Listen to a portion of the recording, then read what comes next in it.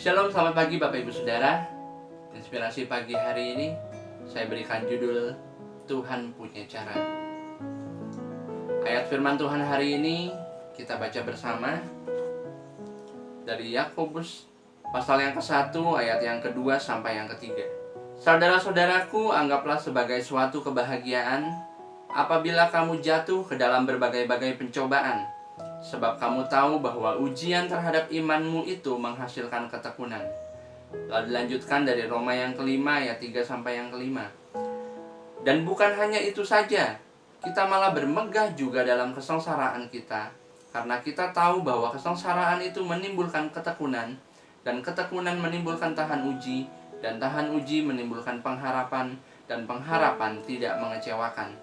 Karena kasih Allah telah dicurahkan di dalam hati kita oleh Roh Kudus yang telah dikaruniakan kepada kita.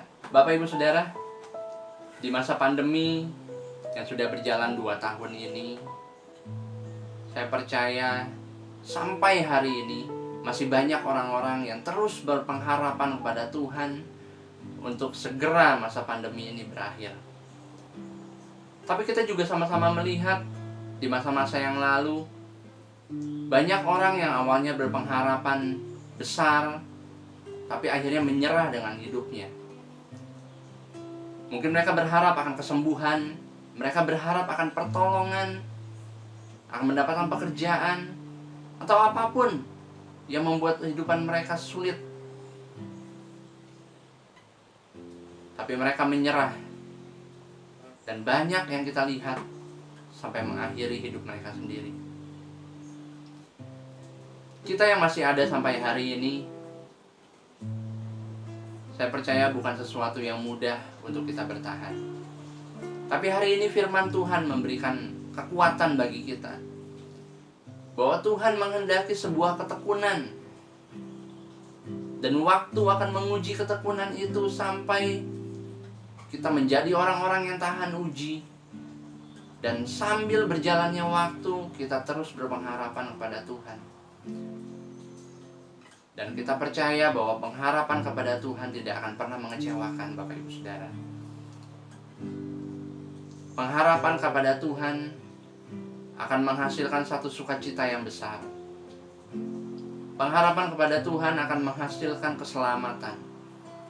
Pengharapan kepada Tuhan akan menghasilkan jawaban doa. Saya berikan satu ilustrasi cerita singkat untuk kita semua di pagi hari ini. Ada seorang pemuda yang sangat hobi sekali berburu ke dalam hutan. Dia suka berburu menggunakan panah.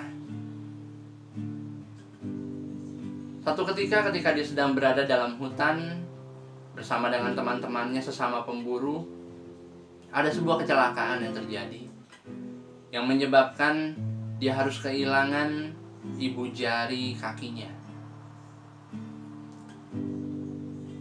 Sampai ketika waktu dia sudah sembuh, dia kembali lagi ke hutan sebagai hobinya untuk berburu. Tapi kali ini dia tidak beruntung, Bapak Ibu Saudara.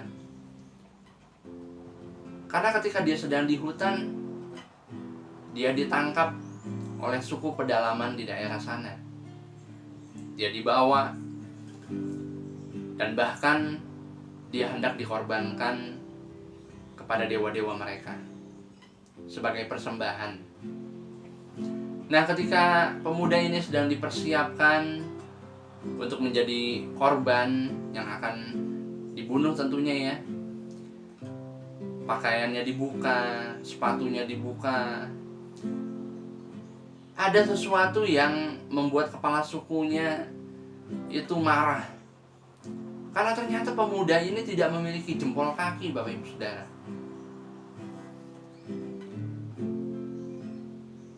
Karena persembahan yang mereka mau korbankan itu harus sempurna. Akhirnya pemuda ini pun dibebaskan. Padahal sebelumnya, ketika dia kehilangan jempol kakinya itu, dia menggerutu, dia bersungut-sungut, dia marah sama Tuhan. Kenapa saya bisa sampai kecelakaan seperti ini? Dan ketika dia ditangkap, dia juga menangis, minta tolong untuk dibebaskan. Bahkan sampai-sampai dia baru teringat lagi sama Tuhan. Dia minta tolong sama Tuhan. Tapi ternyata Tuhan sudah menolong dia beberapa bulan yang lalu sebelumnya, yaitu dengan kehilangan ibu jari kakinya. Coba Bapak Ibu bayangkan jika dia masih berburu dalam keadaan tubuh yang sehat, fisik yang utuh, mungkin tidak ada lagi kesempatan hidup buat dia.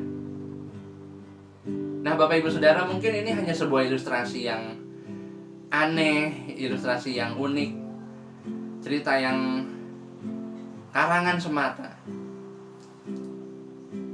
Tapi tanpa kita sadari Bapak Ibu Saudara, kalau kita ingat-ingat kembali, memang cara Tuhan banyak yang unik untuk menolong kita. Cara Tuhan banyak yang aneh untuk menolong kita. Dan kita nggak mengerti sampai hari ini bagaimana cara Tuhan akan menolong kita semua. Kita masing-masing punya waktunya Tuhan. Kita masing-masing ada kairosnya Tuhan yang akan dinyatakan dalam hidup kita. Satu hal yang saya percaya, bahwa Tuhan punya cara untuk menolong kita. Kau selalu punya cara untuk menolongku. Kau selalu punya cara, keajaibanmu.